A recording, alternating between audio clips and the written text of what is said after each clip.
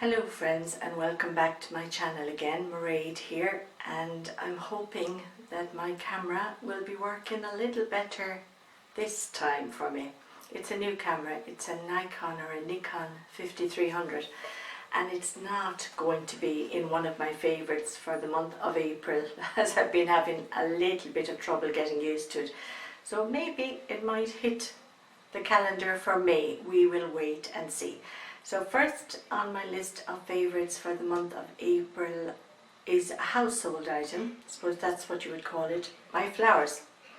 I have a new pot chrysanthemum here, which I purchased in Tesco. I love these for a splash of colour in the living room, just on the coffee table. And I think €3.99, it's very, very reasonable. I had one back in March, and I think it must have stayed in flower for the whole month, and it was brilliant. So what I did with it was I trimmed off all of the dead flowers, and you can see some of the new ones coming again. Now I'm not sure whether it flowers as well second time round. I have a feeling possibly not, because there are some blooms coming, you can see them, but not an awful lot. We'll wait and see. And of course my splash of red, my poinsettia.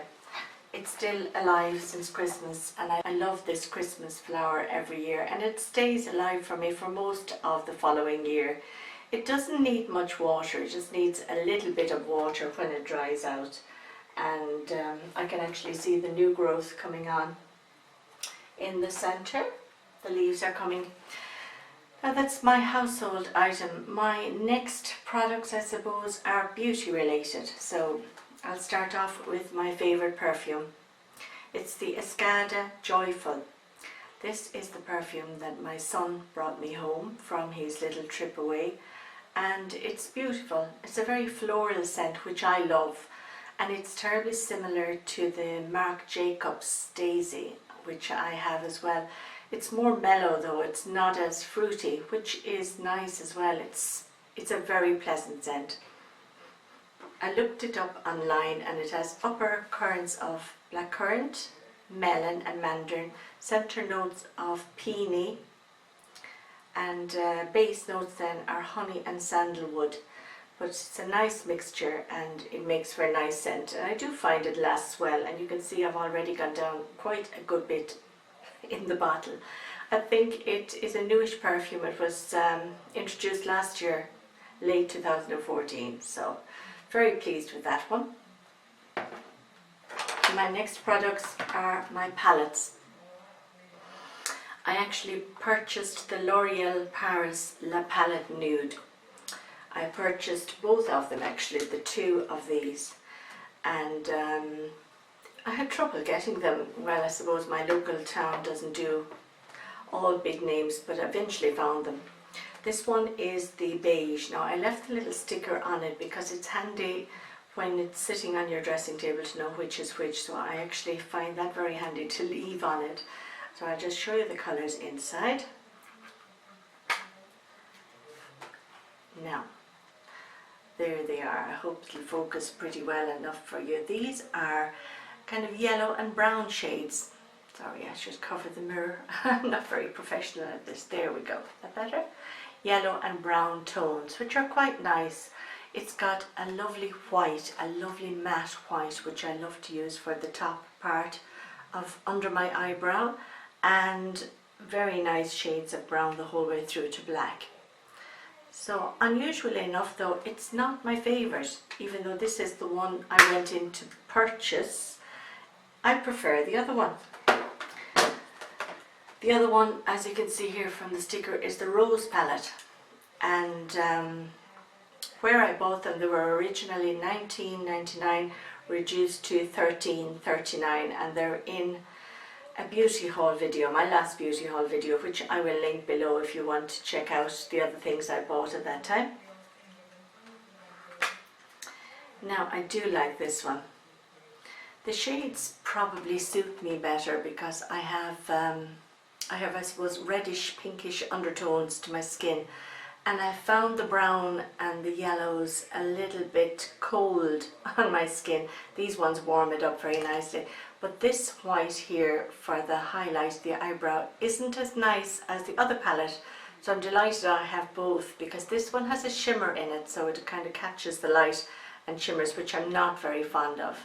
Now the one thing I like about the palettes is there's many matte shades in them.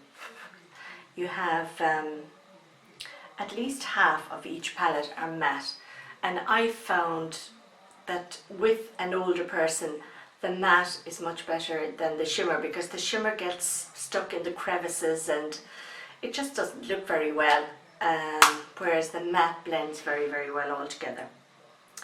So that is the Rose palette, and that was $13.39, and those two palettes are certainly an April favourite. I'm delighted with them.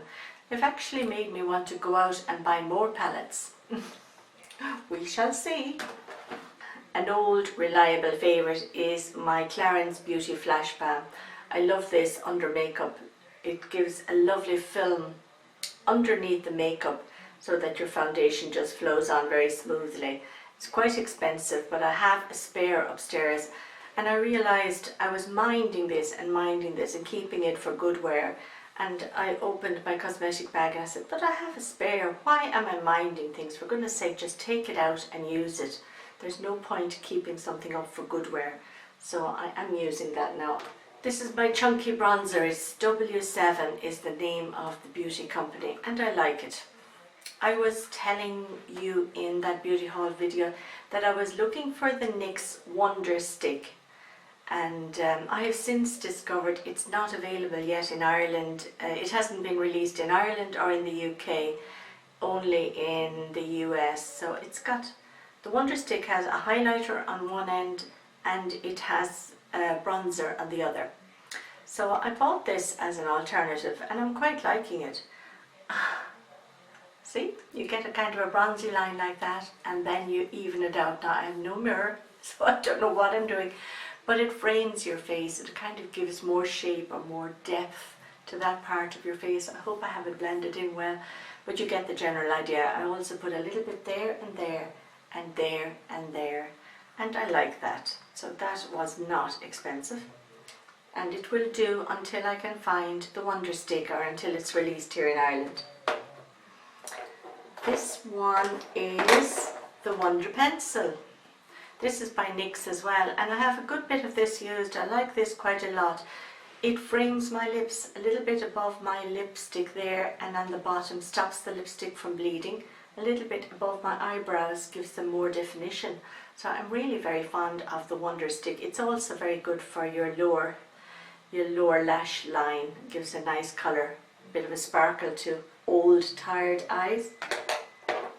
This is another NYX pencil, and another friend of mine on YouTube, Shona Eldridge, was telling me she always uses this as a base under her eyeshadows, and it gives a beautiful sparkle coming through as well. So I've been doing that also. It's the NYX Jumbo Eye Pencil, and it's 608 cottage cheese, and I'm liking it. It's another favourite.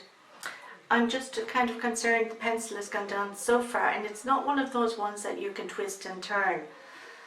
It seems to be just coming to an end, and it's also not one of those ones that you point, so you seem to really only get a small amount in that. So I must look up that and see what's the story, because I don't have it long and it seems to be coming to an end. Here's a little sample of a face oil. It's by Clarins. It's the Blue Orchid Face Treatment Oil.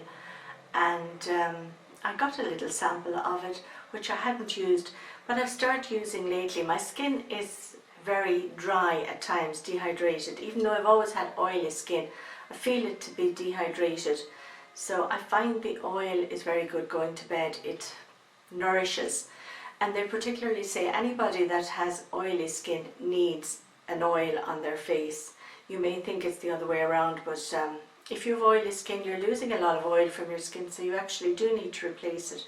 So I'm going to give that one a go and see how I get on with it. Any other? Oh, my Dr. Hauschka. I'm never too sure how to say that. My lipstick. I showed that in a recent video again, Veda, in April. It's quite a nice one. And I was raving about the product, and I since looked it up online just to review, because I am interested in getting, let's say, a chemical-free lipstick for my lips. And they do say Dr. Hauschka is made from plant extracts, okay, but to make a lipstick you have to put in some sort of a preservative, and Dr. Hauschka's company doesn't actually state what preservative is in it, and there seems to be a little bit of cover-up or a little bit of dishonesty about it. It's also very, very expensive. You can pay up to €30 for a lipstick. So I'm kind of having second thoughts, and I was looking on the internet at some other products. Now the Tarte products, which aren't available in Ireland, they're nature friendly and made from plant extracts. So I'm going to look on eBay and on Amazon for those. There's also the Bare Minerals. I have some of their face powders, which I do use.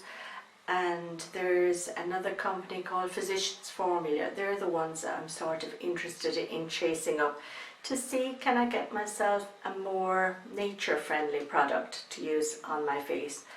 And many of the beauty gurus here on YouTube too are very interested in buying cruelty-free makeup, which is great. To think that they might be testing these products, well, not that one, but other products on animals is terrible, terrible thought. So if we can in any way, if we're buying something and if we know it's cruelty free, it's a bonus. So I'm going to watch out for that. Now, one other product, and it's a food item. It's a snack item really. Gourmet crackers with sea salt. Light, thin and crispy. These little crackers are lovely. Pick them up in Aldi, and when you're hungry, a little pack there. They're great for a snack. And while I have it open, I love these little snappers I picked up in IKEA. They're great for keeping things fresh. I use them on my pasta packages. Any package I open, I put these on it, and then they're as fresh as if they were never opened. So that is my last item, my last beauty item. Oh yes, there's one other thing I did want to talk about. My favourite TV programme has come to an end. I suppose you'd call it my favourite TV series. And it was Boston Legal. Now I know Boston Legal finished up in 2008, was the last series made, series 5. But I really only got into it in the last few months because it was playing every day on Sky Universal at 6 o'clock, I think it was, in the evening, so I had it on record. But it is such a witty, brilliant program. I loved, it's a courtroom drama, and of course it's very unbelievable because the court cases could all be solved in one day, whereas here in Ireland it takes weeks to get through a trial. But apart from that, the two stars were brilliant. William Shatner, who you'll remember from Star Trek, he was Captain Kirk. He was excellent, and he plays Denny Crane, who is suffering with mad cow syndrome, as he calls it himself, which is sort of an Alzheimer's. And the banter between himself and the other star, Alan, was absolutely brilliant. Alan was played by James Spader. Had very snappy dialogue, very well written by David E. Kelly. It brought a lot of misfit characters together in a legal firm that was solving very high-end cases, and it actually embraced differences in people, which was brilliant, and it showed that there was an awful lot of acceptance there for the differences, allowances made, which possibly doesn't happen in real life. The people with differences there were actually nearly the stars, and I really, really enjoyed it, maybe for that reason, but also for the dialogue. The dialogue was so witty and so charming, and I'm so sorry it finished up. And I think that was the last season, season 5, and I watched the finale the other night. But I've noticed it's played on YouTube, so any of you who wants to see it, just type in Boston Legal series, and if you want to see the last series, series 5, it's well worth a watch. Now that's my favourites for April, and I'd like to thank you all for joining me.